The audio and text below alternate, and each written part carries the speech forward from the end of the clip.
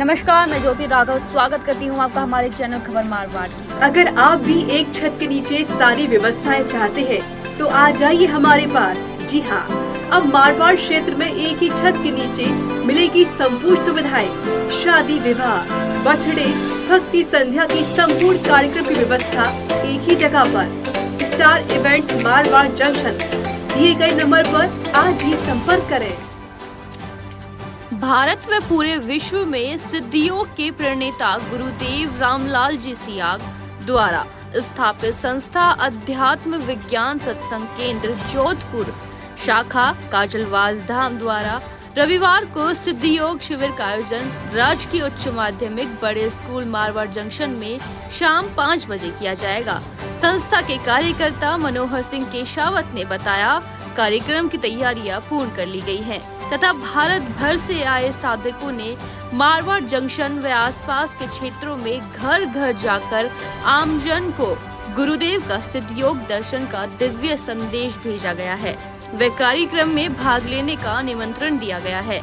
जैसा कि सर्वज्ञात है, मारवाड़ की भूमि आदिकाल से तपोभूमि रही है और गुरुदेव सियाग के गुरुनाथ योगी बाबा श्री गंगाई नाथ जी योगी मूलतः मारवाड़ क्षेत्र के सिरमा गांव से थे और उनके गुरुओं की जीवित समाधियों भी काजलवास में स्थित है। इस कार्यक्रम को लेकर शनिवार को आध्यात्मिक विज्ञान सत्संग केंद्र के अध्यक्ष डॉक्टर कुलदीप सिंह रत्नू भी मारवाड़ पहुंचे वे कार्यक्रम की रूपरेखा को देखा और निर्देशित भी किया है।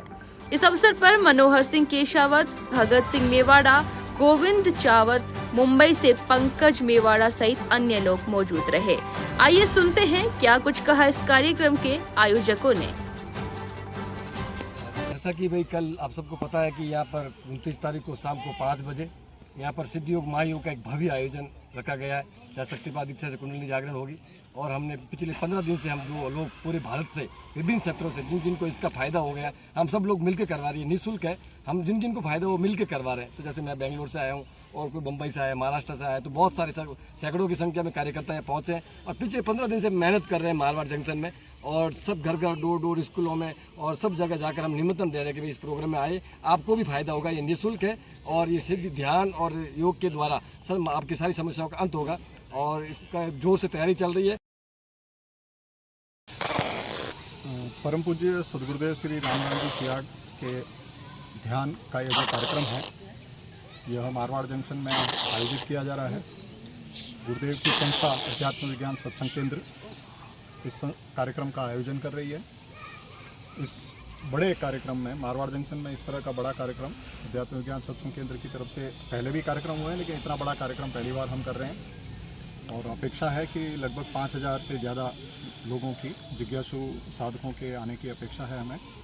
संख्या ज़्यादा भी हो सकती है। जिस तरह का प्रचार हुआ है, कई स्कूलों, सैकड़ों स्कूलों में बच्चों को, शिक्षकों को ध्यान करवाया गया है, बच्चों को अनुभूतियाँ हुई है और हमें पूरा विश्वास है कि मारवाड़ जंक्शन की जो अध्यात्म में रुचि रखने वाली जनता है वह इस कार्यक्रम में आएगी।